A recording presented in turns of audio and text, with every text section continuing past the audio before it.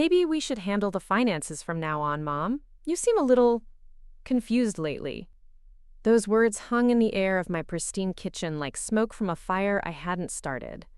My daughter-in-law Rebecca said it with that particular tone people use when they're trying to sound caring while delivering a knife to your back. Sweet on the surface, sharp underneath. I was 82 years old, and my mind was as clear as the crystal glasses I'd been polishing when she walked into my kitchen uninvited. But according to my son Marcus and his wife, I was becoming forgetful, easily confused, and maybe not the best person to be making important decisions anymore. The irony wasn't lost on me. I had built a small empire from nothing, and now they wanted to convince me I couldn't balance a checkbook. Before we jump back in, tell us where you're tuning in from, and if this story touches you, make sure you're subscribed, because tomorrow, I've saved something extra special for you. My name is Dorothy Richardson, and I've lived in the same house in suburban Atlanta for 47 years. It's a modest two-story colonial with white shutters and a wraparound porch that I had custom-built in 1976. Back then, I was a 35-year-old widow with 2 young boys and a determination that could move mountains. My husband Thomas had died in a construction accident, leaving me with a life insurance policy that barely covered the funeral and 2 children who needed everything.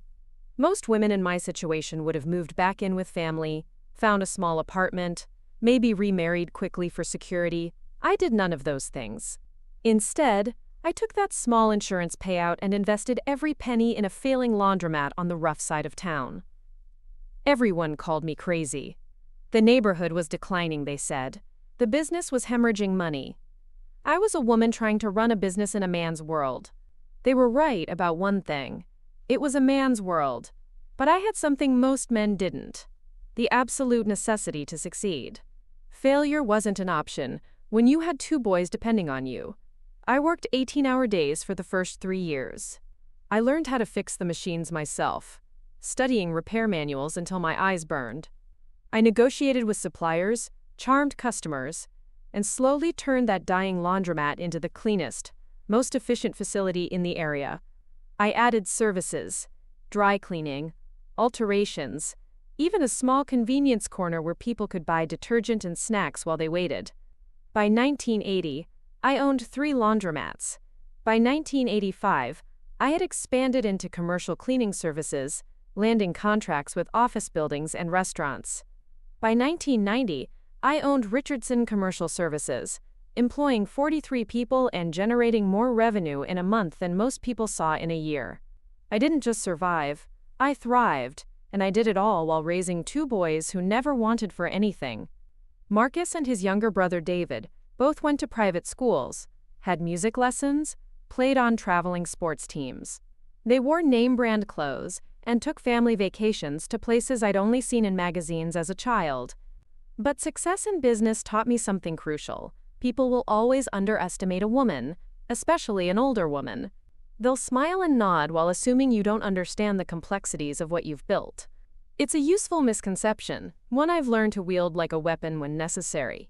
The morning Rebecca made her comment about my confusion, I had just finished reviewing quarterly reports from my property management company. Yes, at 82, I still owned and managed 12 commercial properties across the Atlanta metro area. I had tenants, maintenance schedules, lease agreements, tax strategies, and investment portfolios that would make a financial advisor dizzy. But because I sometimes took a moment to remember someone's name, or occasionally misplaced my reading glasses, suddenly I was confused. The truth was more complicated. After Thomas died, I made a promise to myself. I would never be vulnerable again. I would never be dependent on anyone else's goodwill or decision-making. I would build something solid, something that couldn't be taken away by accident or illness or the changing moods of other people. That promise had served me well for nearly 5 decades. I had weathered economic recessions, family crises, health scares, and the endless small emergencies that make up a life. Through it all, I had remained financially independent, mentally sharp, and completely in control of my own destiny. Until recently, when my family decided that independence was no longer appropriate for someone my age. It started small, the way these things always do. Marcus began showing up unannounced to check on me. Rebecca started making comments about how big the house was for just one person, how difficult it must be to keep track of everything. David, my younger son, who lived in Denver, began calling more frequently, asking pointed questions about my health, my daily routines, whether I was managing okay. At first, I was touched by their concern. It's natural for adult children to worry about aging parents. But concern and control are two different animals, and I began to recognize which one was circling my door. The subtle campaigns began in earnest 6 months ago. Rebecca started accompanying me to doctor's appointments, ostensibly to, quote, help me remember what the doctor said. She would sit in the corner, taking notes on a small pad, asking questions I was perfectly capable of asking myself. When the doctor gave me a clean bill of health, aside from the typical wear and tear of 8 decades, she pressed for more tests, more evaluations, more opportunities to find something wrong. Marcus began inserting himself into conversations about my business affairs. He would drop by while I was on phone calls with my property manager or accountant, hovering nearby until I hung up, then asking detailed questions about what we'd discussed. When I told him it was none of his concern, he'd give me that sad smile and say something about just wanting to help. The real turning point came 3 weeks ago when I decided to renovate the guest bathroom. It was a modest project. New tile, updated fixtures, maybe a fresh coat of paint. I had contacted 3 contractors for estimates and was comparing their proposals when Marcus found the paperwork on my kitchen counter. Mom, don't you think you should discuss something like this with us first? He asked, holding the estimates like they were evidence of a crime. Discuss what, exactly? I responded. It's my house and it's my money. But what if something goes wrong? What if you get taken advantage of? These contractors see an elderly woman living alone and they see dollar signs. I had been dealing with contractors for 40 years. I had renovated office buildings, managed construction projects worth hundreds of thousands of dollars, and never once been taken advantage of by anyone who tried. But suddenly, at 82, I was apparently incapable of choosing bathroom tile. That's when Rebecca made her comment about confusion, standing in my kitchen like she owned it, suggesting that maybe they should handle the finances from now on. I set down the crystal glass I'd been polishing and looked at her directly. She was wearing a designer blouse that cost more than most people's monthly car payments, driving a luxury SUV that I had helped them afford through the generous financial gifts I'd given them over the years. Her children, my grandchildren, attended private schools paid for with money from my accounts. The vacation photos on her Instagram account showed exotic destinations, funded by what she now considered my confused decision-making. I think my finances are doing just fine, I said quietly.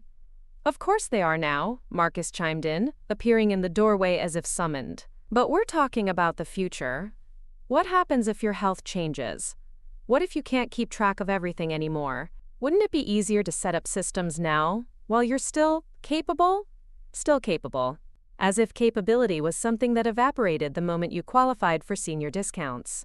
I had built a business empire, raised 2 successful children, and accumulated wealth that would comfortably support me for several lifetimes. I had done this through careful planning, strategic thinking, and an attention to detail that had never wavered. But because I was old, they assumed I was automatically incompetent. That night, I sat in my study surrounded by financial statements, legal documents, and property deeds.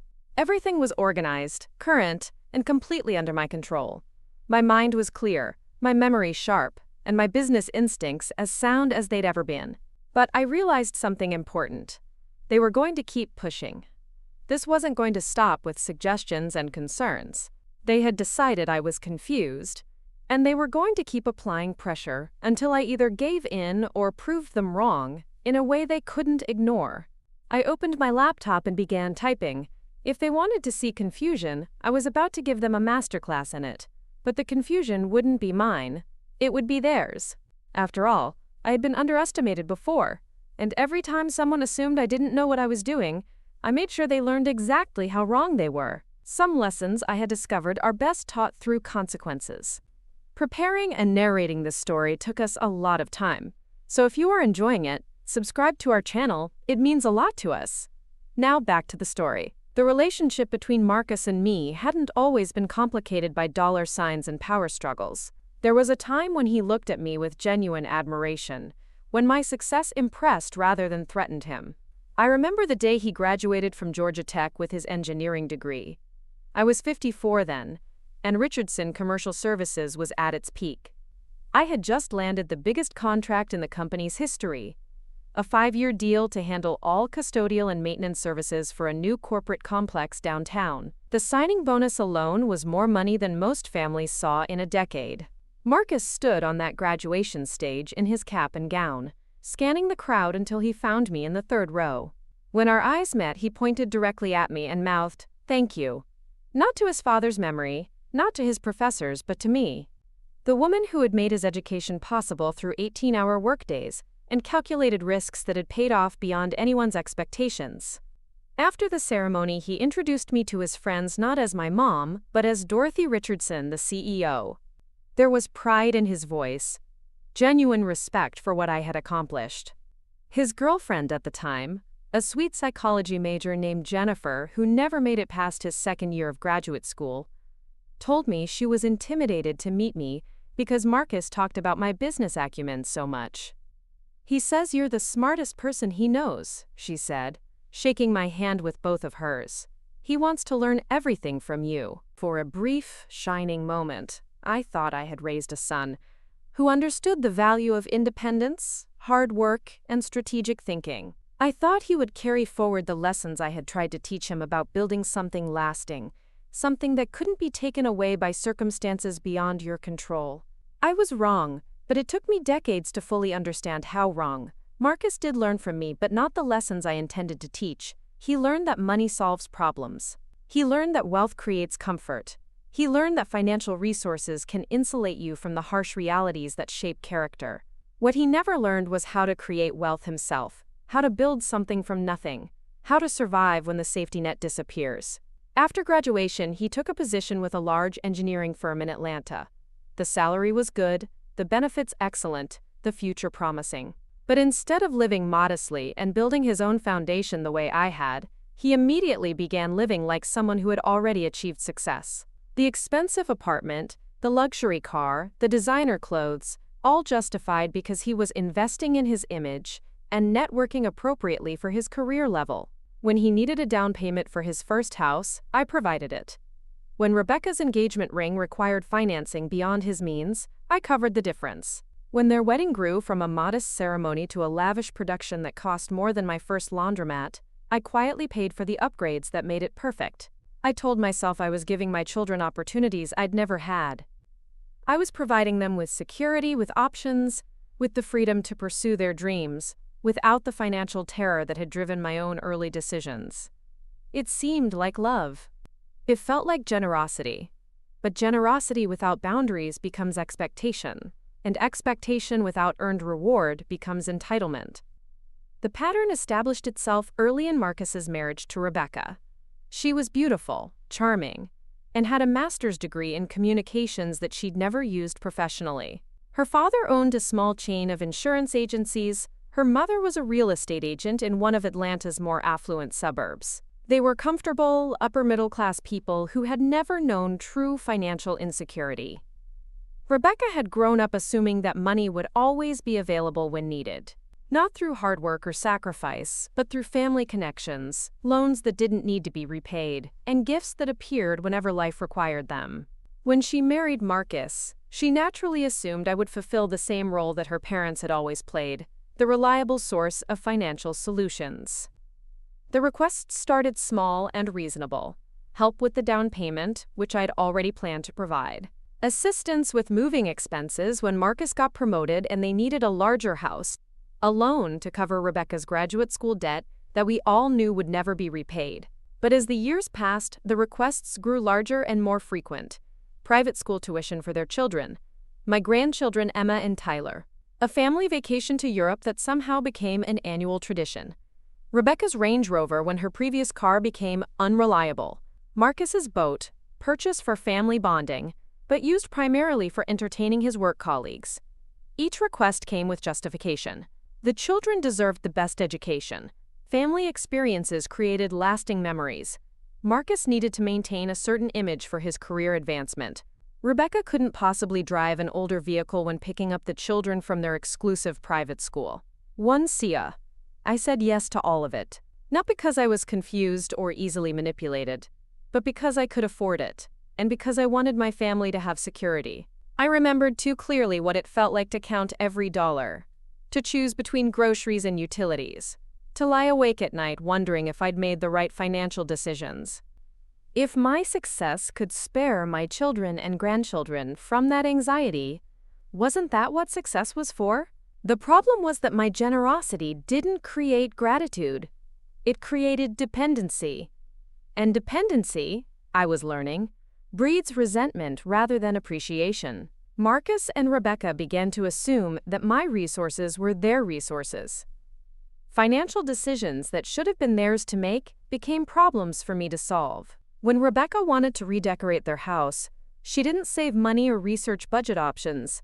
She brought me Pinterest boards and contractor estimates. When Marcus decided he needed a new truck for practical reasons, he didn't shop for used vehicles or consider financing options.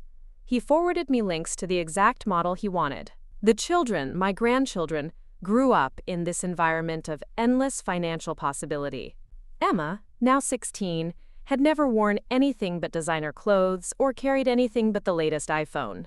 Tyler, 14, played on travel baseball teams that required thousands of dollars in equipment and tournament fees. Both children attended camps, took private lessons, and participated in activities that cost more per month than most families spent on housing. They were good kids, polite, intelligent, well-behaved. But they had never learned the connection between work and reward, between sacrifice and achievement. Money, to them, was simply something that appeared when needed, usually from Grandma Dorothy's seemingly endless supply. I watched this dynamic develop over the years with growing unease, but I couldn't figure out how to change it without seeming cruel or manipulative. How do you teach the value of money to people who have never been without it? How do you explain the importance of self-reliance to family members who have never needed to rely on themselves? The answer I was beginning to realize was that you couldn't teach these lessons through words or lectures. Some things could only be learned through experience. David, my younger son, had taken a different path entirely. After college, he moved to Denver and built his own life without regular financial assistance from me. He was a successful architect with his own firm, married to a teacher named Sarah who had nothing in common with Rebecca except her name. They lived modestly, saved consistently, and visited twice a year with their twin daughters.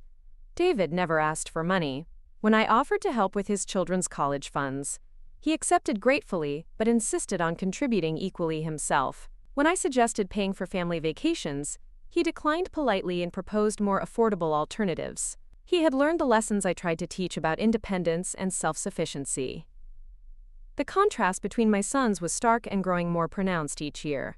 David called regularly just to talk, asking about my health and my life without any underlying agenda. Marcus called when he needed something, and our conversations inevitably turned to financial matters, market conditions, tax strategies, or opportunities that required immediate investment. Rebecca had begun inserting herself into these conversations more frequently. She would join Marcus on speakerphone during our calls, adding her own opinions about my financial decisions and suggesting improvements to my investment strategies. She had started referring to my properties as family assets, and my business decisions as choices that affected all of us. The presumption was breathtaking, but it was also revealing. They had moved from seeing me as a generous benefactor to viewing me as a resource they had legitimate claim to manage. My age had become their justification for increased involvement, but their motivation was clearly financial rather than protective. That realization crystallized the morning Rebecca made her comment about my confusion. Standing in my kitchen, surrounded by the home I had bought and maintained with my own earnings, listening to someone suggest I was no longer competent to manage the wealth I had created. That was the moment I understood that kindness had been mistaken for weakness. They thought my generosity meant I was soft. They assumed my age meant I was vulnerable. They believed my love for them gave them power over me. They were about to learn how wrong they were on all three counts. The estate planning meeting was Rebecca's idea, naturally. She had scheduled it without consulting me first, then called to inform me that she'd found the perfect attorney who specialized in elder financial planning and could help us get everything organized for the future. The presumption in her language wasn't subtle. She hadn't asked if I wanted to update my estate plan or whether I felt my current arrangements were adequate. She had simply decided that my affairs needed organizing and appointed herself as the coordinator. "It's really for your peace of mind, Mom," Marcus explained when I questioned the necessity. "Rebecca's been reading about how complicated things can get if plans aren't properly structured. We just want to make sure everything is clear and simple when the time comes." When the time comes. As if death was an appointment we were scheduling rather than an eventual reality, I was perfectly capable of preparing for myself. But I agreed to the meeting, partly out of curiosity about what they thought needed organizing, and partly because I wanted to see exactly how far this new presumption of control would extend. My current will was perfectly clear, legally sound, and exactly what I wanted. But they didn't know that. The attorney's office was downtown, in one of those glass towers that had transformed Atlanta's skyline during my business years. Rebecca had chosen someone young, mid-30s, impeccably dressed with the kind of smooth confidence that comes from working primarily with wealthy clients who prefer to delegate rather than decide. His name was Jonathan Hartwell, and he clearly expected to be dealing with a confused elderly woman who needed guidance from her more competent family members. Within the first 5 minutes of our meeting, he was directing most of his comments to Marcus and Rebecca, while speaking to me in the slow, overly enunciated tone people use with children and foreign tourists. "Mrs. Richardson," he said, opening a leather portfolio with practiced precision, "your family has expressed some concerns about ensuring your legacy is properly protected and distributed according to your wishes. Let's start by reviewing your current estate plan and seeing where we might need to make some adjustments." I had brought copies of my existing documents: will, trusts, power of attorney designations, and financial directives. All had been prepared by one of Atlanta's most respected estate planning firms, and updated regularly over the years. Every provision had been carefully considered, every contingency planned for, every dollar accounted for. Jonathan reviewed the documents with growing surprise. Whatever he had expected from this meeting, it wasn't the comprehensive, sophisticated planning that was spread across his conference table. "This is quite thorough," he admitted, looking up at me with something approaching respect. "Your previous attorney did excellent work. The trust structures are elegant, the tax planning is sound, and the distribution schedules are clearly defined." Rebecca shifted uncomfortably in her chair. "But surely there are some improvements that could be made? Some updates for current tax laws or family circumstances?" "Well," Jonathan said slowly, clearly trying to find problems that would justify his fee, "we could examine the trust provisions to ensure they're optimized for the current estate tax environment. And perhaps we should discuss whether the distribution timeline aligns with your family's current needs and expectations." This was the opening Rebecca had been waiting for. She leaned forward, suddenly animated. "That's exactly what we were thinking. The current plan might not reflect how things actually are now, with Dorothy needing more support and assistance." I had been quiet through most of this exchange, letting them reveal their intentions while I observed and learned. But this comment demanded a response. "What kind of support and assistance do you think I need?" I asked directly. Rebecca's smile was practiced, the kind she probably used with difficult clients in whatever job she'd briefly held before deciding that marriage and motherhood were more lucrative career paths. "Oh, nothing dramatic. Just the normal things that come with aging. Help with financial decisions, someone to review contracts and legal documents, assistance with managing all these properties and investments. It's a lot for anyone to handle alone, especially," she gestured vaguely, letting the implication hang in the air, "especially for someone old and confused." She meant. Jonathan looked between us, sensing the undercurrent but not fully understanding it. "Are you asking about establishing a more formal support structure? Perhaps adjusting the power of attorney designations? Or creating more immediate access to management decisions?" Marcus jumped in. "Exactly. We think it would be smart to set up systems now, while Mom is still fully capable, so everything runs smoothly if her health changes, or if she decides she wants to be less involved in day-to-day decisions." The careful phrasing was impressive, I had to admit. They weren't suggesting I was incompetent, just that I might want to be less involved in managing my own wealth. They weren't demanding control, just recommending systems that would happen to give them exactly what they wanted. What kind of systems did you have in mind? I asked. Rebecca had clearly prepared for this question. She pulled out a folder of her own, filled with printed articles and highlighted sections about family wealth management and intergenerational planning strategies. We've been doing research, she said, spreading the papers across the table like evidence in a court case. The most successful families create structures where financial management is shared across generations. It reduces stress on older family members while ensuring continuity and consistency. She had highlighted sentences about preserving family harmony, reducing administrative burden, and leveraging diverse skill sets. Nowhere in her research had she highlighted anything about maintaining individual autonomy or respecting the decision-making rights of the person who had actually created the wealth being managed. Jonathan examined her materials with professional interest. These are certainly valid approaches for families with substantial assets. The key is finding the right balance between support and autonomy, protection and control. Exactly, Marcus said. We're not trying to take anything away from Mom. We just want to take some of the burden off her shoulders. Burden. As if managing my own money was a hardship I needed relief from, rather than a responsibility I was perfectly capable of handling. I looked around the conference table at these three people discussing my life and my wealth as if I were a problem to be solved, rather than a person making my own choices.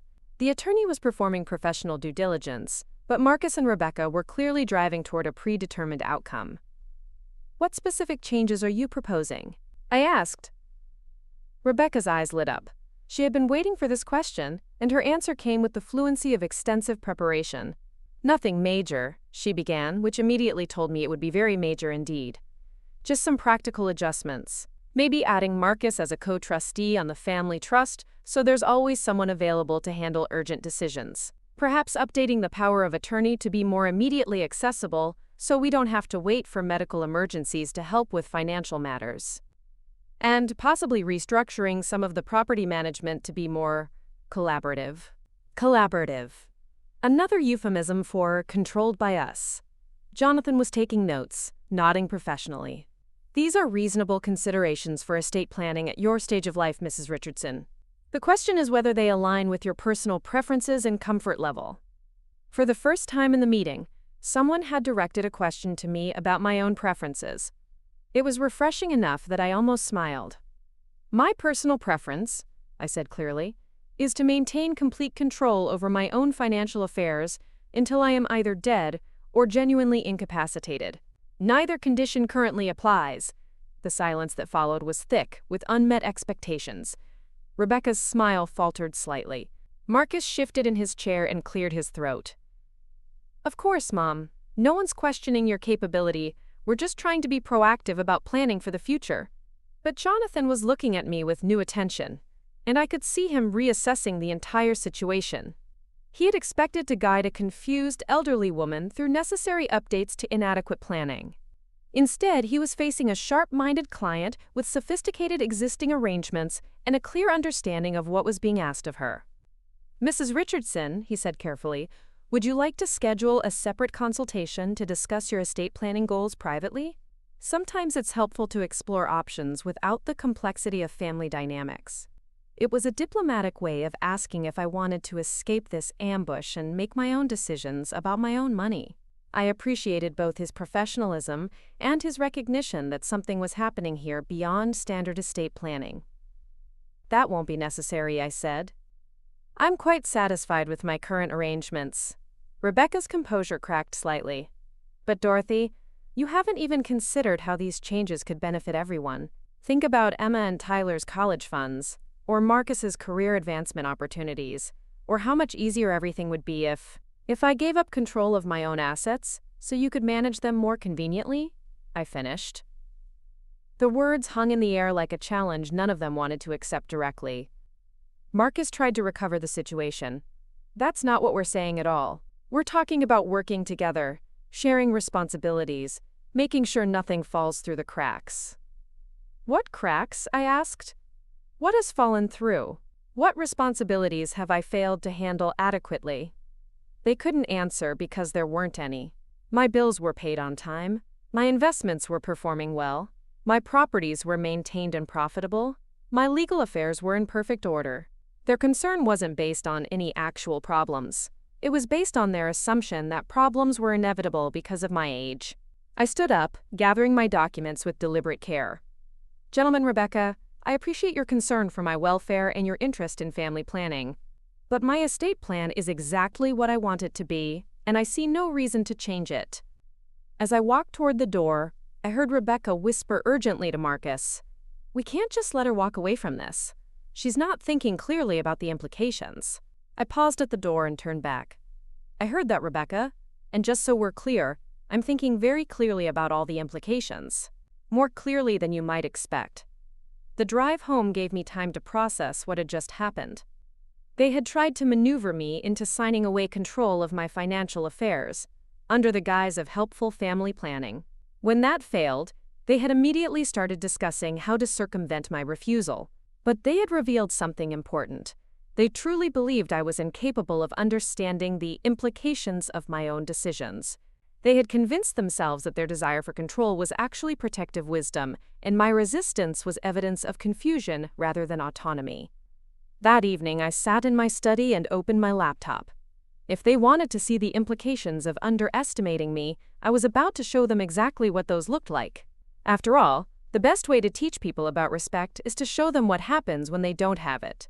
The week after the estate planning debacle, Marcus started showing up at my house unannounced.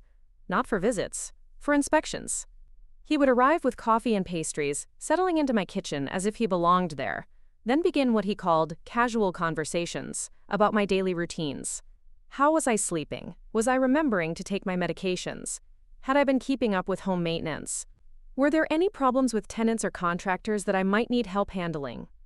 Each question was delivered with a concerned smile and the tone of loving worry. But I recognized an interrogation when I was subjected to one. Marcus was building a case, documenting evidence of my supposed decline in preparation for his next move. The first sign that this was more than casual concern came when I mentioned that I'd hired a new cleaning service for the office buildings. My previous company had raised their rates beyond what I considered reasonable, so I'd researched alternatives and selected a smaller firm with excellent references and competitive pricing. "You changed service providers without discussing it with anyone?" Marcus asked, his tone shifting from casual to sharp. "Why would I need to discuss it with anyone? It's my decision to make." "But what if you didn't research them properly? What if their insurance isn't adequate? What if they're not bonded?" "Mom, these are exactly the kinds of decisions that can have serious consequences if they're not handled carefully." I had, of course, verified their insurance, checked their bonding, and confirmed their references with 3 previous clients. I had been making these decisions successfully for decades before Marcus was born. But he wasn't interested in my competence. He was interested in my supposed lack thereof. "I handled it properly," I said firmly. Marcus pulled out his phone and began typing. "What's the name of the company?" "I'll just do a quick background check to make sure everything looks good." "That won't be necessary. It's no trouble. I want to make sure you're protected." "Marcus, I said it won't be necessary." He looked up from his phone with the patient expression people use with difficult children. "Mom, there's no reason to be defensive.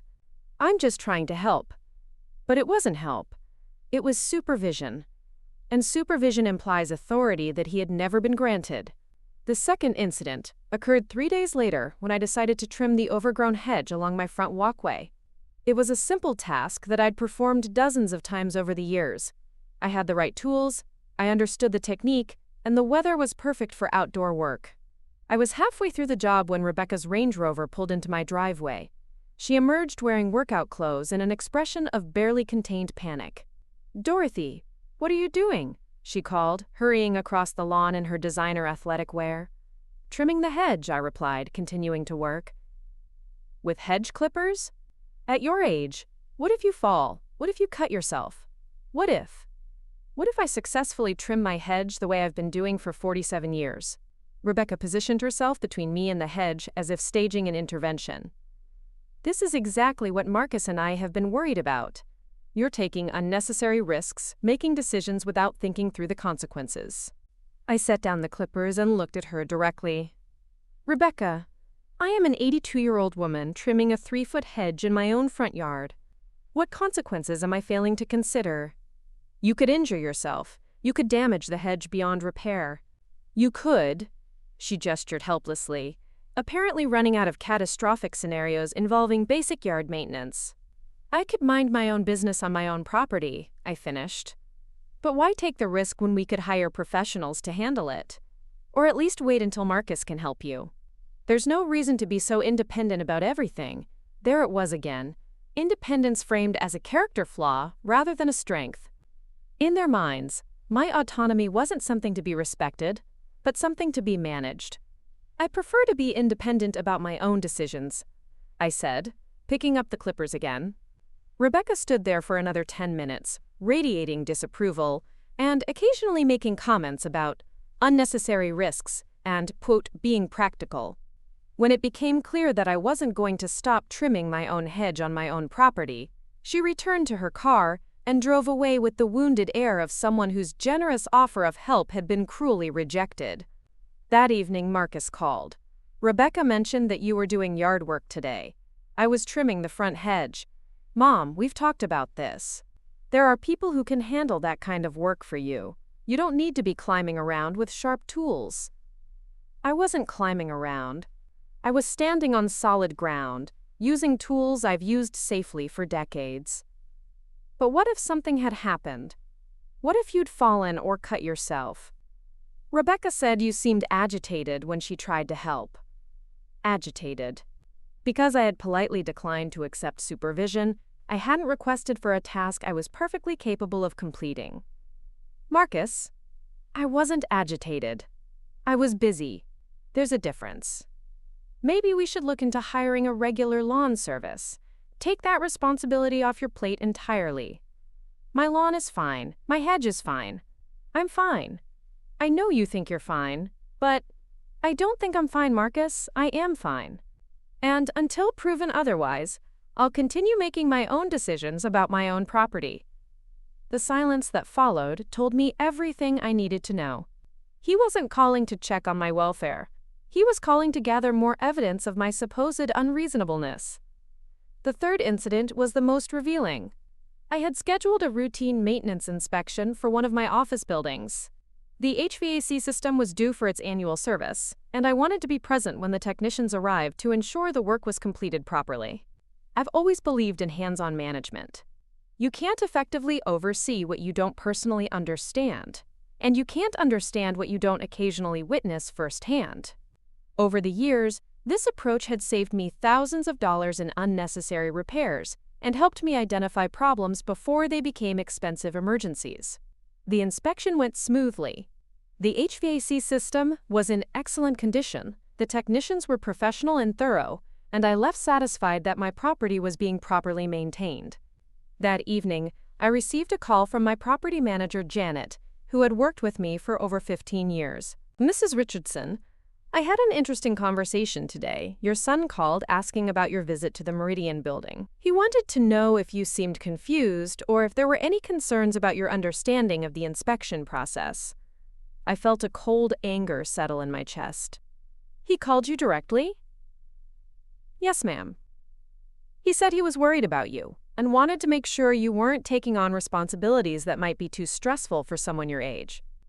Marcus had gone behind my back to question my employees about my competence. He was attempting to create a paper trail of concern by soliciting opinions from the professionals who worked with me regularly.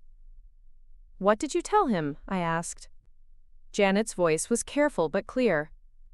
I told him the truth, that you're one of the most knowledgeable property owners I work with, that you understand every aspect of building management, and that your judgment on maintenance issues is consistently sound. I also told him that if he had concerns about your capabilities, he should discuss them with you directly rather than with your business associates. Thank you, Janet. Mrs. Richardson, can I ask you something? Of course. Is everything okay? Your son seemed very focused on finding problems that don't exist. That was the moment I realized how transparent Marcus's campaign had become. If my property manager, who dealt with dozens of building owners and had seen every kind of family dynamic play out in commercial real estate, was noticing his behavior as unusual, then his efforts were more obvious than he probably intended. Everything is fine, Janet, but if anyone else calls asking about my competence or decision-making abilities, I'd appreciate it if you'd let me know immediately." "Absolutely." After I hung up, I sat in my study considering what had just transpired. Marcus wasn't just questioning my decisions. He was actively investigating my professional relationships, looking for validation of his concerns from people who had no reason to share them. The pattern was becoming clear. First, create doubt about my judgment through persistent questioning of routine decisions. Second, frame normal independence as reckless behavior requiring intervention. Third, seek confirmation from outside sources that I was declining incompetence. It was a systematic campaign designed to establish a foundation for more aggressive action.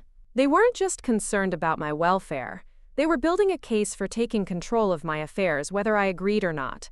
That night, I made 2 phone calls. The first was to my attorney, the real one who had handled my estate planning for years, not the young man Rebecca had selected for the ambush meeting. "Richard, I need to ask you about something confidential.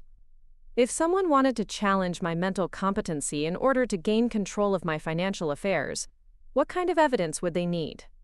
There was a pause. "Dorothy, is someone challenging your competency?" "Not yet, but I think someone is preparing to." "Well, they would need to demonstrate a pattern of poor judgment, evidence of cognitive decline, testimony from medical professionals, and ideally, confirmation from people who interact with you regularly that you're no longer capable of making sound decisions. What if those people disagree? What if they confirm that I'm perfectly competent? Then the challenge would be much more difficult to sustain." "Dorothy, are you in some kind of trouble?" "Not trouble, but I may be about to be." The second call was to David in Denver. I told him about the estate planning meeting, the sudden increase in concern for my welfare, and Marcus's investigation of my professional relationships. David listened without interruption, then said quietly, "Mom, it sounds like Marcus and Rebecca are positioning themselves to claim you're incompetent." "That's what I think too. What do you want to do about it?" "I want to be prepared." "And David, I want you to start documenting every conversation we have. Date, time, topics discussed, your assessment of my mental clarity. Can you do that?" "Of course, but Mom, maybe it's time to consider whether Marcus and Rebecca's financial situation is driving this more than their concern for you." I had been thinking the same thing.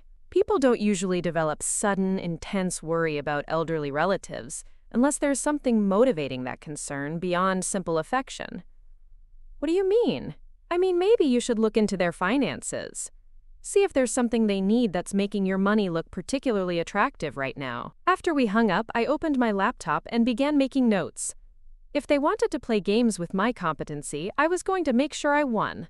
After all, the best defense against people who underestimate you is to let them keep underestimating you while you prepare for their next move. And I was beginning to have some very creative ideas about what my next move should be. The intervention arrived, disguised as a family dinner. Rebecca called on a Tuesday morning, her voice bright with artificial warmth. "Dorothy, we'd love to have you over for dinner this Saturday.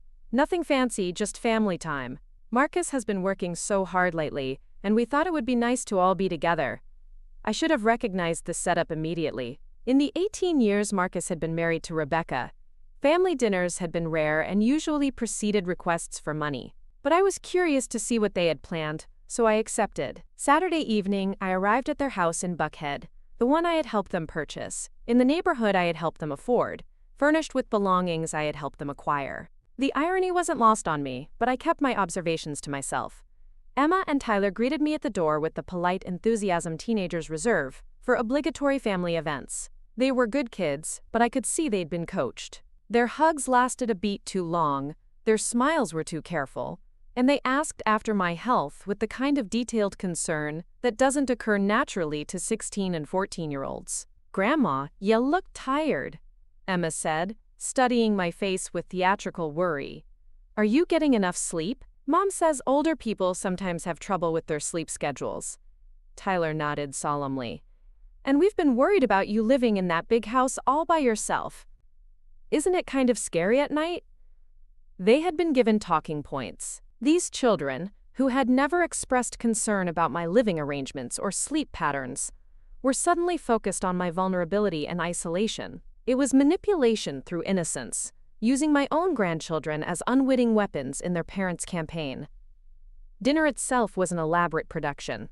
Rebecca had prepared my favorite meal: pot roast with vegetables, homemade rolls, and apple pie for dessert. The table was set with her best china, candles were lit, and soft music played in the background. It was the kind of careful staging that happens when someone wants you relaxed and grateful before they deliver bad news. The conversation during the meal was pointedly normal. Marcus talked about work projects, Rebecca discussed the children's school activities, and everyone carefully avoided any mention of finances, estate planning, or my supposed confusion. But I could feel the tension underneath, the sense of performance that comes when people are building towards something. The real purpose of the evening revealed itself after dessert, when the children were excused to do homework and the three of us remained at the table. Marcus poured himself a glass of wine and cleared his throat with the gravity of someone about to deliver a prepared speech. "Mom, Rebecca and I have been talking, and we're concerned about some things we've noticed lately." Here it comes, I thought, the formal presentation of my inadequacies. "We know you value your independence," Rebecca added, "and we respect that. But we've seen some changes that worry us." They had prepared a list, an actual, written list of my supposed deficiencies, which Rebecca produced from a folder beside her chair. It was typed, organized by category, and accompanied by what they called supporting documentation. Memory issues. I had allegedly forgotten a lunch appointment with Rebecca.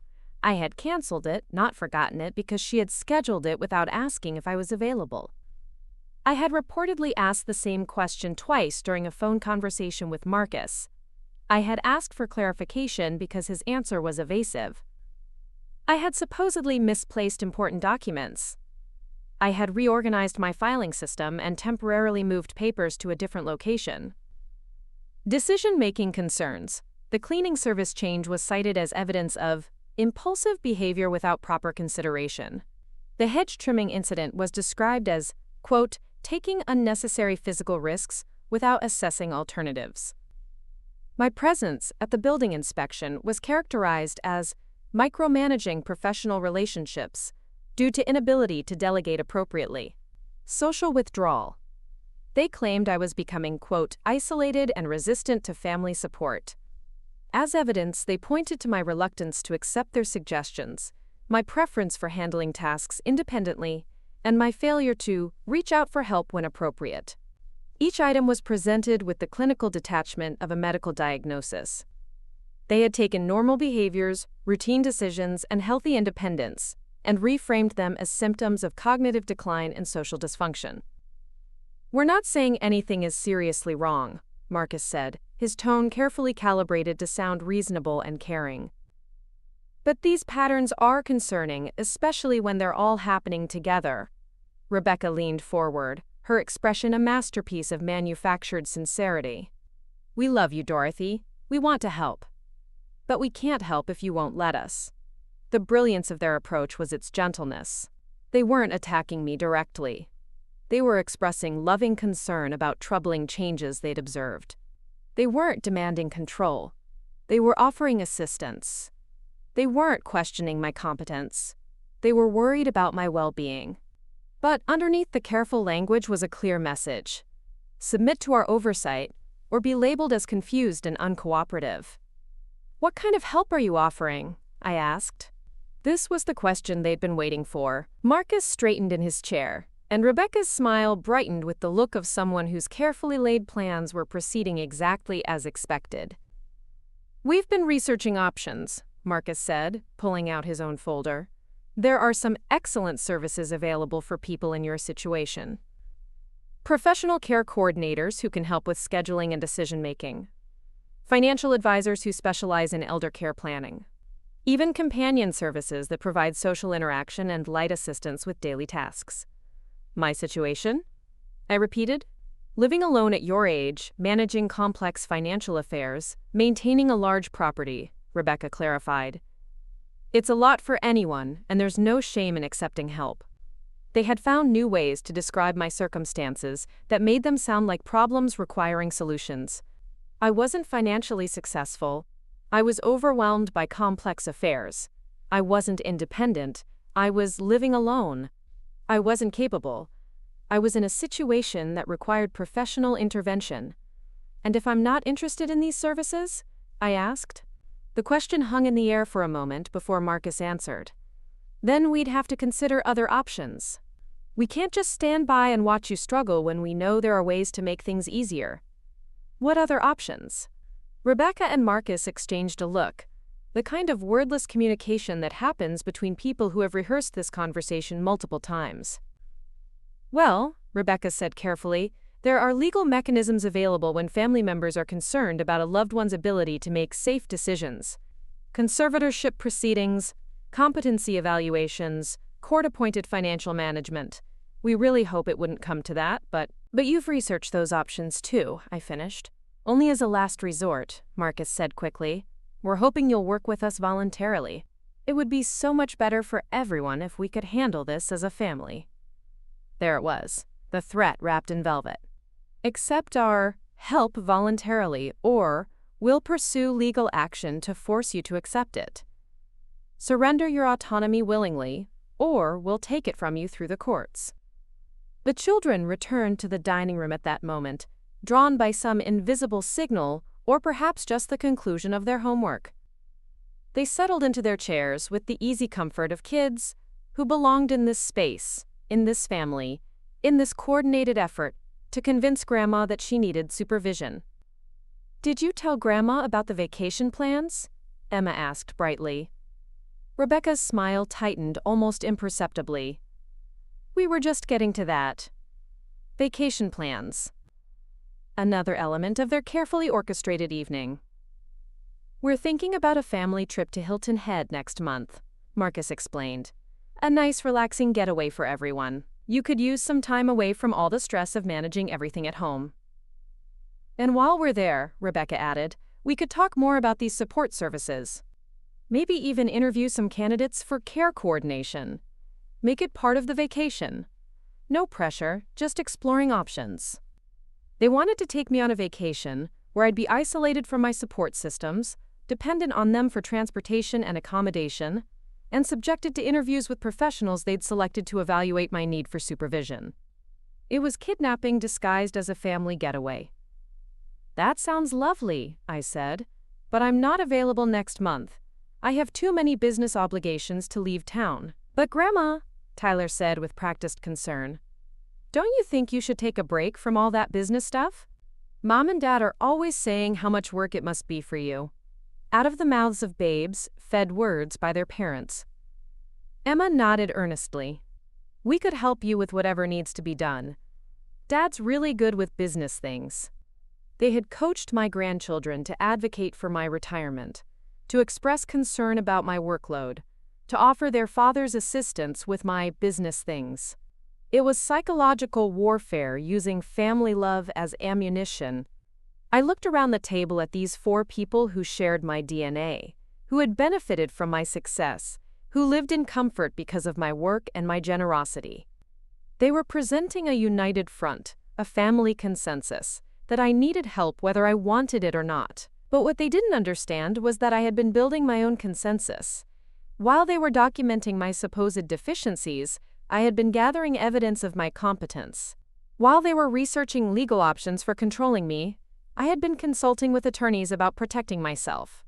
And while they were planning their intervention, I had been planning something far more effective. "This has been a lovely evening," I said, standing up from the table. "Thank you for the wonderful dinner, and for sharing your concerns. I'll certainly think about everything you've said." Marcus started to rise. "Mom, we really hope you'll consider." "I said I'll think about it," I repeated, gathering my purse and jacket. "And Marcus? Next time you want to have a conversation about my competence, I'd prefer you do it directly, rather than through a family dinner ambush." The silence that followed was thick with exposed intentions and failed manipulation. Emma and Tyler looked confused, sensing the tension but not understanding its source.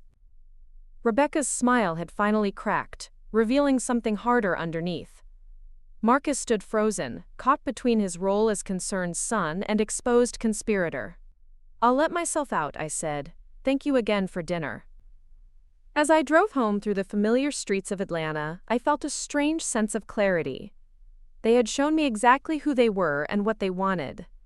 Now it was time to show them exactly who they were dealing with. The gloves, as they say, were officially off. Paiba nas. The ambush came on a Thursday morning while I was reviewing tenant applications for my newest property acquisition. I had purchased a small office complex the month before, a strategic investment that would provide steady rental income and appreciate nicely over time. It was exactly the kind of smart financial decision I'd been making for 40 years. I was sitting at my kitchen table with the applications spread out before me, coffee growing cold as I carefully evaluated each candidate's credit history and business references, when I heard car doors slamming in my driveway. Not one car, multiple cars. Through my front window, I watched Marcus emerge from his truck, followed by Rebecca from her Range Rover. But they weren't alone. A woman in a burgundy blazer stepped out of a third vehicle, carrying a briefcase and wearing the kind of serious expression that belongs in courtrooms and medical consultations. They were coming to my door as a delegation. I remained seated at my table, letting them ring the doorbell twice before I answered. When I opened the door, Marcus immediately stepped forward with the aggressive confidence of someone who believes he's doing the right thing. "Mom, we need to talk. This is Dr. Patricia Hendricks. She's a geriatric psychiatrist who specializes in cognitive assessments for older adults." Dr. Hendricks extended her hand with professional warmth. "Mrs. Richardson, I'm pleased to meet you. Your family has expressed some concerns, and I'm here to help evaluate whether those concerns are warranted. They had brought a psychiatrist to my home. Without my consent, without my knowledge, without even the courtesy of asking whether I wanted to be evaluated by a stranger who had already been briefed on my supposed deficiencies. I wasn't aware I had requested a psychiatric evaluation," I said. "You didn't," Rebecca said, pushing past me into my foyer as if she owned the place. "But we think it would be helpful. Dr. Hendricks comes highly recommended, and she's agreed to do a preliminary assessment right here in your home, so you don't have to go anywhere." The presumption was breathtaking. They had made an appointment with a mental health professional on my behalf, scheduled it during my personal time, and brought her to my private residence for an evaluation I had never agreed to undergo. "Mrs. Richardson," Dr. Hendricks said in the gentle tone professionals use with potentially unstable patients, "I understand this might feel unexpected. But your family is genuinely concerned about some changes they've observed, and a simple evaluation could put everyone's mind at ease." "My mind is already at ease," I replied. "And I didn't invite you into my home." Marcus stepped between us, his face flushed with the kind of frustrated anger that comes when people don't cooperate with your well-intentioned plans. "Mom, we're trying to help you. We've scheduled this appointment, Dr. Hendricks has cleared her morning, and we're all here because we care about you. The least you can do is listen to what she has to say. The least I could do." As if accommodating their unauthorized invasion of my privacy was a minor courtesy I owed them rather than a violation of my fundamental rights. "I'll listen," I said, "but I won't be evaluated. Dr. Hendricks, I'm sure you're an excellent professional, but I haven't consented to any psychiatric assessment, and I'm not going to submit to one now." Dr. Hendricks looked between me and my family with the practiced neutrality of someone who had navigated these dynamics before. "Mrs. Richardson, I completely understand your position. Consent is essential for any meaningful evaluation. Perhaps we could simply have a conversation? No formal assessment, no documentation, just a chance for me to address any questions you might have about the concerns your family has raised." It was a reasonable compromise offered by someone who recognized that I was being railroaded. But reasonable compromises with unreasonable people often lead to unreasonable outcomes. "What concerns specifically?" I asked. Rebecca immediately launched into the list they had presented at dinner, but with new additions and embellishments. My memory issues had grown more serious. My decision-making problems had become more frequent. My social withdrawal was now characterized as concerning isolation that could indicate depression or cognitive decline. She spoke about me as if I weren't standing 3 feet away, describing my behavior to the psychiatrist with the clinical detachment of someone discussing a case study rather than a family member. "She's also become increasingly paranoid," Rebecca continued. She thinks we're trying to control her or take advantage of her financially, which is obviously not the case. We're just worried about her welfare. Paranoid, because I had correctly identified their attempts to gain control of my finances as attempts to gain control of my finances. Dr. Hendricks was taking notes, but I could see her expression growing more thoughtful as Rebecca continued her litany of complaints. The psychiatrist was trained to recognize manipulation, and what she was witnessing wasn't a concerned family seeking help for a declining relative. It was a coordinated effort to pathologize normal behavior. "Mrs. Richardson," Dr. Hendricks said, interrupting Rebecca's monologue, "may I ask what you were doing when we arrived?" "I was reviewing tenant applications for an office building I recently purchased." "And how did that process go? Any difficulties with understanding the paperwork or making decisions about the applications?" I could see where this was headed, but I answered honestly. "No difficulties at all. I've been evaluating tenants for commercial properties for 20 years. The process is straightforward when you understand what to look for." Dr. Hendricks made more notes. "And the property purchase itself. How did you handle the negotiations and financing?" Marcus jumped in before I could answer. "That's exactly what we're worried about. She's making major financial decisions without consulting anyone. What if she's being taken advantage of? What if she doesn't understand the implications?" "I understood the implications perfectly," I said. "It's a solid investment property in an appreciating market with reliable tenant potential and strong cash flow projections. I paid cash, so there are no financing complications, and the purchase price was 12% below the appraised value." The silence that followed was telling. Dr. Hendricks looked up from her notes with something approaching surprise. Marcus and Rebecca exchanged glances that suggested this wasn't the response they had expected or wanted. "That sounds like a very sophisticated analysis," Dr. Hendricks said carefully. "How long did you spend researching this investment?" 3 months. I examined comparable sales, studied market trends, analyzed traffic patterns, researched the local business climate, and had the property inspected by 2 independent firms before making an offer." Dr. Hendricks closed her notepad. "Mrs. Richardson, based on this conversation, I'm not seeing evidence of cognitive impairment or compromised decision-making abilities. Your recent property purchase demonstrates complex analytical thinking, forward planning, and sound financial judgment." Rebecca's face went pale. "But what about the memory issues? The confusion? The way she's been acting lately?" "What I'm seeing," Dr. Hendricks said diplomatically, "is a woman who appears to be functioning independently and making rational decisions about her own affairs. The behaviors you've described could have many explanations that don't involve cognitive decline." Marcus stepped forward, his voice rising with frustration. "But she won't listen to us. She won't accept help. She's being stubborn and unreasonable about everything." "Mr. Richardson," Dr. Hendricks said, her tone shifting to something firmer, "refusing unsolicited advice isn't a symptom of mental illness. It's a personal choice that competent adults are entitled to make." The psychiatrist was diplomatically telling them that I was fine and they were out of line. It should have been the end of the discussion, a professional confirmation that their concerns were unfounded and their intervention was unnecessary. Instead, it triggered the most revealing moment of the entire ordeal. "This is ridiculous," Rebecca exploded, her careful composure finally cracking. "She's 82 years old, living alone in a house that's too big for her, making decisions that affect all of us without considering anyone else's input. She has millions of dollars in assets and no plan for what happens when she can't handle everything anymore. We're her family. We have a right to be involved in these decisions."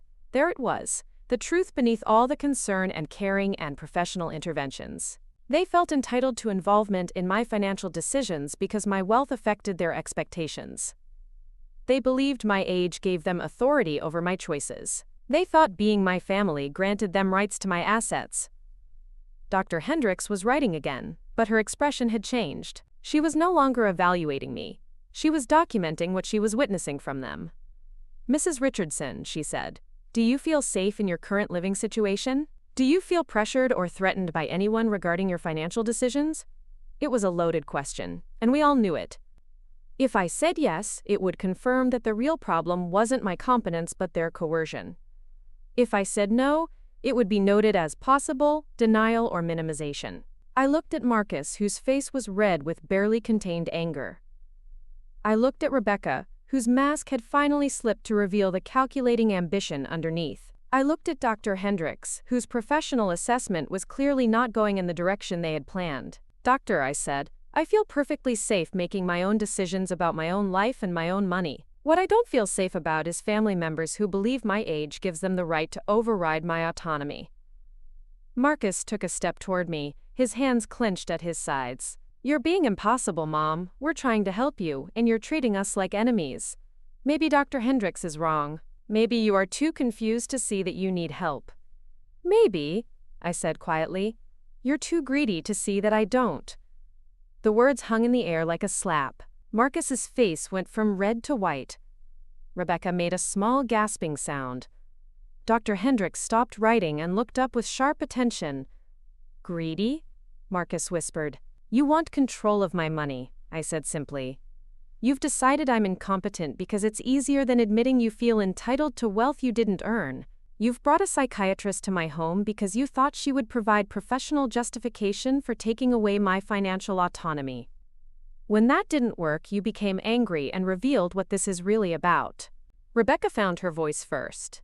"That's not true. We don't want your money. We want what's best for you. What's best for me is maintaining control over my own life and my own assets until I choose otherwise, or until I'm genuinely incapable of doing so. What's best for you is gaining access to my wealth before I die. Those are two different things, and pretending they're the same doesn't make it true." Dr. Hendricks closed her briefcase and stood up. "I think I have everything I need for my assessment." Marcus turned to her desperately. "But you haven't really evaluated her. You haven't done any cognitive tests or formal assessments. You can't make a determination based on one conversation." "Mr. Richardson," Dr. Hendricks said, "your mother has demonstrated clear thinking, appropriate responses, detailed knowledge of her financial affairs, and rational decision-making processes. More importantly, she's articulated reasonable concerns about family pressure regarding her autonomy. I would need compelling evidence of cognitive impairment to recommend any intervention, and that evidence doesn't exist." She handed me her business card. "Mrs. Richardson, if you ever want to schedule a formal evaluation on your own terms, please feel free to contact me.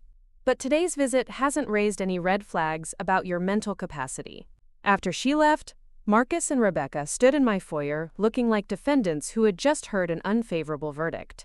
The professional validation they had counted on had not materialized. Their expert witness had instead confirmed my competence and implicitly criticized their motives. "I think you both should leave now," I said. "Mom, we can work this out," Marcus said, his voice heavy with defeat. "We don't have to be adversaries about this. We became adversaries the moment you decided I was too confused to manage my own affairs. You can show yourselves out." After they left, I sat back down at my kitchen table and looked at the tenant applications I had been reviewing when they arrived.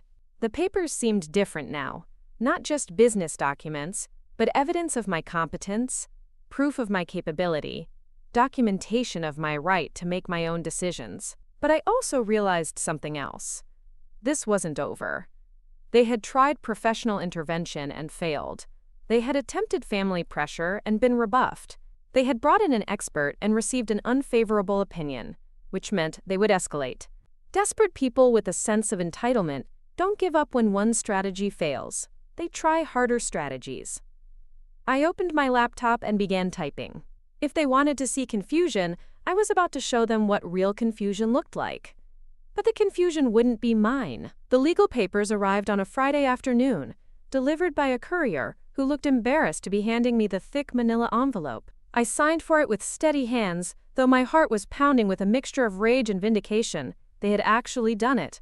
Inside was a petition for guardianship and conservatorship, filed in Fulton County Superior Court by Marcus Richardson on behalf of his incapacitated mother, Dorothy Richardson. The language was clinical and devastating.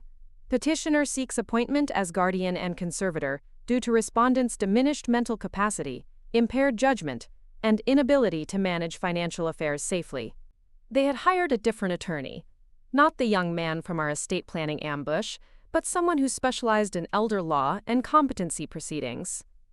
The petition was professionally prepared, thoroughly researched, and supported by sworn affidavits from both Marcus and Rebecca, detailing my supposed decline. According to their version of events, I had become increasingly confused and disoriented, exhibited poor judgment in financial matters, and shown concerning changes in personality and decision-making abilities. They cited specific incidents. My property purchase was described as an impulsive, high-risk investment made without proper consultation. My resistance to their suggestions was characterized as stubborn refusal to accept necessary help. Even my hiring of the new cleaning service was presented as evidence of inability to properly vet service providers. But the most damaging element was a letter from Dr. Patricia Hendricks. Not the supportive assessment she had actually provided, but a carefully worded statement that had been requested after our meeting. She had written that while I appeared competent during our brief interaction, a single conversation is insufficient to rule out cognitive decline, and, quote, family concerns about judgment and decision-making warrant further professional evaluation. They had taken her diplomatic refusal to declare me incompetent and twisted it into qualified support for their position. It was brilliant, dishonest, and exactly what I should have expected from people who felt entitled to my money. The petition requested immediate temporary guardianship to prevent further financial harm and a comprehensive neuropsychological evaluation to determine my long-term capacity. If granted, Marcus would have complete control over my finances, healthcare decisions, and living arrangements pending the outcome of the evaluation. I could lose everything without ever being convicted of a crime or diagnosed with an illness. All they needed was a judge who believed that family concerns plus professional uncertainty equaled reasonable grounds for protective intervention. I sat in my study that evening, surrounded by legal documents and financial records, finally understanding the full scope of what I was facing. This wasn't just about money, it was about my fundamental right to exist as an autonomous person. If they succeeded, I would become a legal non-entity, someone whose decisions could be overruled by a court-appointed guardian, who happened to be my own son. The hearing was scheduled for 3 weeks away, 3 weeks to prepare a defense against my own family's attempt to have me declared incompetent. 3 weeks to prove that wanting to control my own life didn't make me crazy. I called my attorney, Richard Morrison, at home that night. He had been handling my legal affairs for 15 years and knew both my mental state and my financial sophistication better than almost anyone. "Dorothy, this is serious," he said after I read him the petition. "Guardianship proceedings have a low burden of proof, and judges tend to err on the side of caution when family members express concerns about elderly relatives. What are my chances? Honestly, it depends on the judge and how well we can demonstrate your competence. The fact that they have a psychiatrist's letter, even a qualified one, gives them credibility. We'll need our own experts, character witnesses, and clear evidence that you're making rational decisions about your affairs. What about the financial records? The business success? The property investments? All helpful, but they'll argue that past competence doesn't guarantee current capacity. We need to show that you're functioning well right now, today, under current circumstances." After we hung up, I poured myself a glass of wine and sat on my back porch, looking out at the garden I had tended for decades. The irony was almost amusing. Marcus and Rebecca were so convinced of my decline that they had actually provided me with the perfect opportunity to demonstrate exactly how sharp my mind really was. Because while they had been plotting my legal defeat, I had been conducting my own investigation into their financial situation. And what I had discovered was illuminating. Yabios. David's suggestion about examining their finances had been prescient. A few carefully placed phone calls to mutual acquaintances, combined with some discreet inquiries through my business network, had revealed that Marcus and Rebecca were in serious financial trouble. Marcus's engineering firm was struggling. A major project had gone over budget and behind schedule, resulting in penalty payments and damaged client relationships. His partnership stake in the company was worth significantly less than it had been 2 years ago, and his annual income had dropped by nearly 40%. Rebecca's spending habits, meanwhile, had remained unchanged. The private school tuitions, the luxury cars, the expensive vacations, the designer clothes, all of it continued, as if money were no object. They had been funding their lifestyle through credit cards, home equity loans, and what I now realized were increasingly desperate requests for my financial assistance. The timing of their concern about my competence coincided perfectly with the deterioration of their financial position. It wasn't my mental health that had them worried. It was their mounting debts and shrinking income. But the most revealing discovery came through my property manager, Janet. During our regular monthly meeting, she mentioned that Marcus had contacted her again, this time asking detailed questions about my commercial real estate holdings, rental income, and property management expenses. He said he was trying to understand your financial obligations in case he needed to help with them, Janet reported. But Mrs. Richardson, the questions he was asking weren't about helping, they were about evaluating. He wanted to know cash flow, operating margins, market values, potential sale prices. It sounded more like someone conducting due diligence for an acquisition than someone worried about an elderly relative. Marcus had been researching my assets with the thoroughness of someone planning to liquidate them. He wasn't preparing to help me manage my properties. He was preparing to sell them. Armed with this knowledge, I began developing my counterattack. If they wanted to play legal games with my competence, I would show them exactly how competent I could be. First, I scheduled comprehensive medical and psychological evaluations with professionals of my own choosing. Not the geriatric psychiatrist they had selected, but a neuropsychologist at Emory University who specialized in cognitive assessment for high-functioning older adults. I wanted independent, credible confirmation of my mental acuity from someone with impeccable credentials and no connection to family politics. Second, I began documenting everything. Every phone call, every visit, every conversation was recorded in a detailed journal with dates, times, witnesses, and exact quotes. I saved every email, every text message, every piece of correspondence related to their campaign against my autonomy. Culture. Third, I started making strategic changes to my estate plan. Not dramatic alterations that could be characterized as vindictive or irrational, but careful adjustments that would protect my assets and clarify my intentions. I updated my will to include specific language about my mental state and decision-making capacity. I created new trusts with independent trustees. I established charitable foundations that would receive significant portions of my estate. But the most important change was psychological. I stopped being reactive and became proactive. Instead of defending against their accusations, I started building an offensive strategy that would expose their true motivations while demonstrating my competence beyond any reasonable doubt. The inspiration came to me during a sleepless night, as I lay in bed thinking about the generations of women who had been dismissed, controlled, and marginalized by family members who claimed to be protecting them.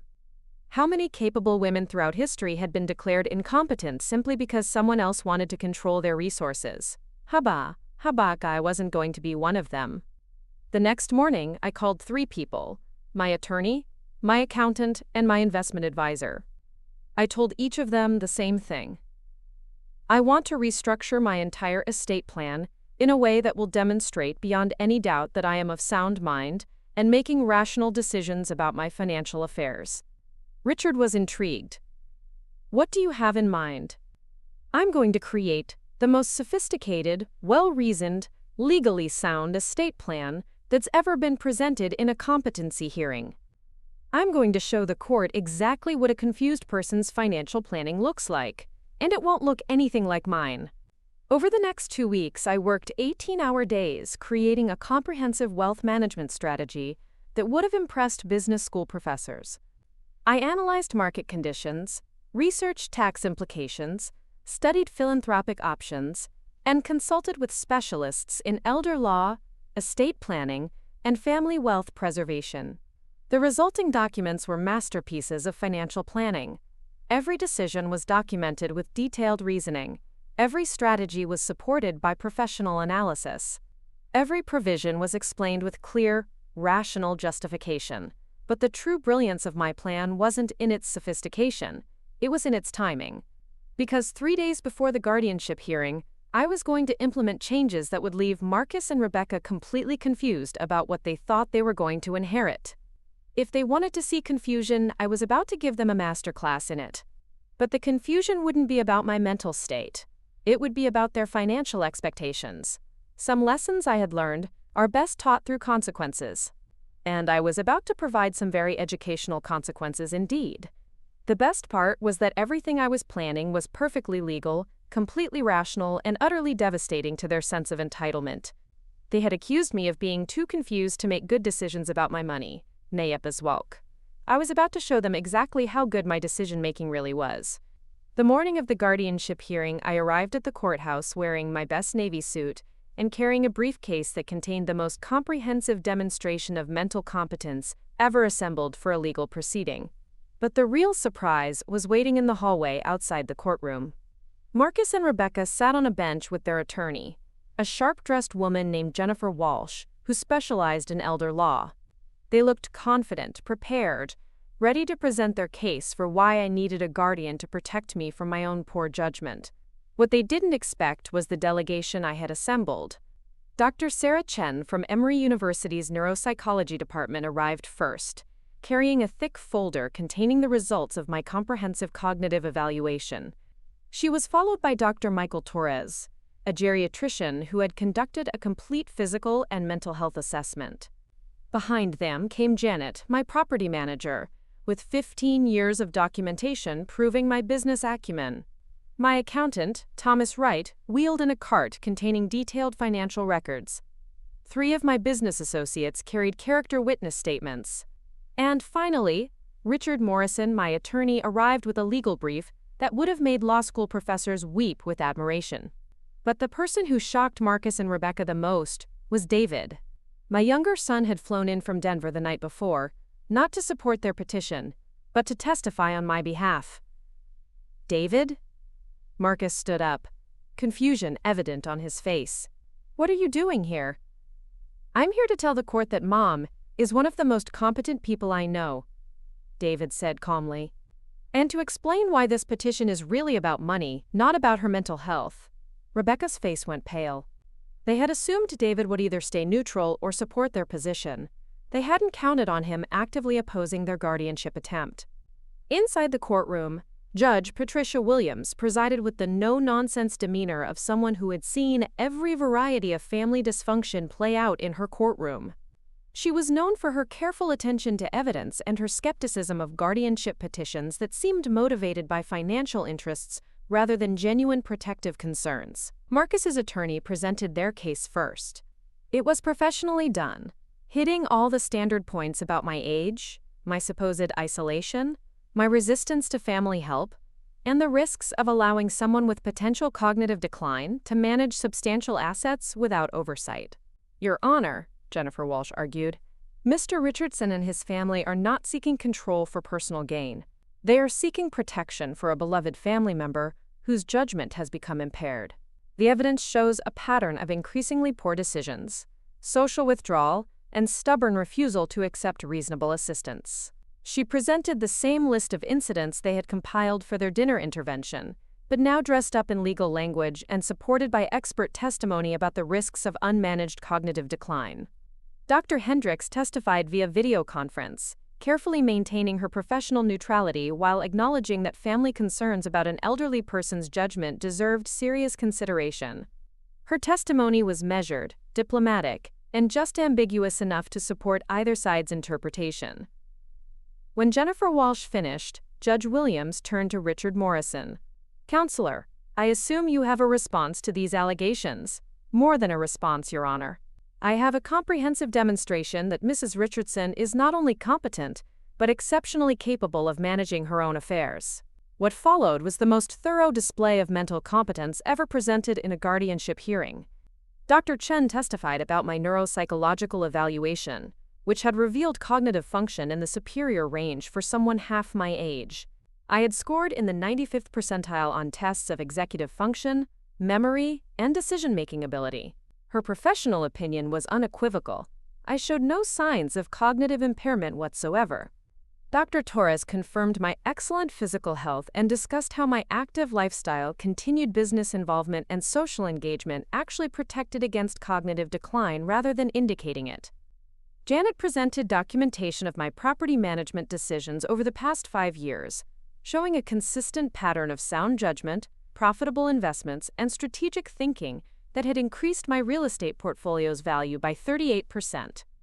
Thomas Wright walked the court through my financial records, demonstrating not only that my accounts were impeccably managed, but that my investment strategies showed sophisticated understanding of market conditions, tax implications, and risk management. But the most devastating testimony came from David. "Your Honor," he said, "I've watched my brother and sister-in-law become increasingly concerned about Mom's money as their own financial situation deteriorated. This petition isn't about protecting Mom, it's about accessing her assets to solve their debt problems." He presented evidence of Marcus and Rebecca's financial troubles: the business losses, the mounting credit card debt, the home equity loans, the lifestyle they couldn't afford. He showed the court a timeline demonstrating how their concern about my competence had escalated in direct correlation with their financial desperation. "My mother doesn't need a guardian," David concluded. "She needs protection from family members who feel entitled to her wealth." When it was my turn to testify, I walked to the witness stand with the confidence of someone who had built a business empire from nothing and wasn't about to let anyone take it away based on false pretenses. Judge Williams asked me to explain my recent property purchase, the one Marcus and Rebecca had characterized as evidence of poor judgment. I spent 20 minutes detailing my investment analysis, the demographic trends that made the location attractive, the lease structures that guaranteed stable income, the tax advantages of the purchase strategy, the market comparisons that proved I had negotiated an excellent price. I explained my financing decision, my tenant selection criteria, and my long-term hold strategy. "Mrs. Richardson," Judge Williams said when I finished, "that's one of the most sophisticated real estate investment analyses I've heard in this courtroom. How long have you been involved in commercial real estate?" 42 years, Your Honor. "I've purchased, managed, and sold properties worth over $50 million during that time. And you developed this investment strategy yourself?" "Yes, Your Honor.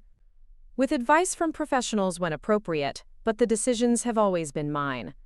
Judge Williams made notes, then asked the question that cut to the heart of the matter. "Mrs. Richardson, your family claims you refuse to accept help and resist their involvement in your decisions. Can you explain why?" I looked directly at Marcus and Rebecca as I answered. "Your Honor, there's a difference between accepting help and surrendering autonomy. My family isn't offering to assist with my decisions. They're demanding the right to make decisions for me. They don't want to help me manage my assets. They want to control my assets.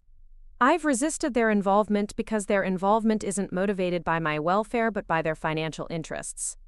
"Can you elaborate on that?" "Your Honor, my son and daughter-in-law are in significant debt.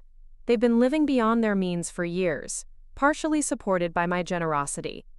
As their financial situation worsened, their concern about my competence increased. The timing isn't coincidental." Marcus's attorney objected, but Judge Williams allowed me to continue. "I've been financially independent for 50 years. I've built successful businesses, made profitable investments, and accumulated substantial wealth through careful planning and hard work. I'm not going to surrender control of what I've built to people who couldn't manage their own finances responsibly." The courtroom was silent when I finished. Judge Williams reviewed her notes, then addressed both sides. "I've heard testimony suggesting that Mrs. Richardson is experiencing cognitive decline and poor judgment. I've also heard extensive evidence demonstrating exceptional mental acuity, sophisticated financial understanding, and sound decision-making abilities. The medical evidence overwhelmingly supports Mrs. Richardson's competence. The financial evidence shows exemplary management of complex assets. The character witnesses consistently describe someone functioning at a high level." She paused, looking directly at Marcus and Rebecca. "More troubling, I've heard evidence suggesting that this petition may be motivated by financial desperation rather than genuine concern for Mrs. Richardson's welfare. Guardianship is a serious legal remedy designed to protect people who cannot protect themselves. It is not a tool for solving family financial problems or gaining access to someone else's assets." Judge Williams closed her folder with finality. "The petition for guardianship and conservatorship is denied. Mrs. Richardson has demonstrated beyond any doubt that she is competent to manage her own affairs. This court finds no evidence of cognitive impairment, poor judgment, or any condition that would warrant the appointment of a guardian." The gavel came down with the sound of justice served. But I wasn't finished. Jas, as we left the courthouse, I handed Marcus an envelope. Inside was a letter informing him that I was implementing the estate plan changes I had been developing. The new will, the charitable foundations, the restructured trusts, everything was now in effect. "What is this?" he asked, reading the documents with growing alarm. "It's what happens when you try to have someone declared incompetent," I said. "You get to find out exactly how competent they really are." The new estate plan was a masterpiece of strategic giving. 70% of my wealth would go to various charities upon my death. 20% would be held in trust for my grandchildren's education, accessible only when they reached age 30. The remaining 10% would be divided equally between Marcus and David. Marcus's inheritance had gone from millions to hundreds of thousands. Rebecca's expectations had evaporated entirely. "You can't do this," Rebecca whispered, tears streaming down her face. "I just did," I replied. "And thanks to the court hearing you insisted on, there's a comprehensive legal record proving I was completely competent when I made these decisions." 6 months later, I received a letter from Marcus. A real letter, handwritten, delivered by mail. In it, he apologized for everything: the accusations, the legal proceedings, the greed that had driven his actions. He said he understood now that respect couldn't be demanded, only earned, and that he hoped someday he might earn mine again. I wrote back, because forgiveness is possible when understanding is genuine. But I didn't change my estate plan. Some lessons are too important to undo, and some consequences are too educational to reverse. Today, at 83, I manage my own affairs, make my own decisions, and live exactly as I choose. I volunteer at literacy programs, travel when I want to, and continue making profitable investments because I enjoy the intellectual challenge. My relationship with Marcus is slowly healing. Rebecca and I maintain a polite distance. David and I are closer than ever, and my grandchildren visit regularly without any agenda beyond spending time with their grandmother. But most importantly, I learned something valuable about the difference between being old and being vulnerable. Age doesn't automatically make you incompetent, but it does make you a target for people who assume incompetence. The best defense against those people isn't to prove them wrong, feebly, it's to show them exactly how wrong they can be. And sometimes, the most confused people in the room are the ones who thought they had everything figured out. Up next, you've got 2 more standout stories right on your screen. If this one hits the mark, you won't want to pass these up. Just click and check them out. And don't forget to like, subscribe, and turn on the notification bell so you don't miss any upload from us.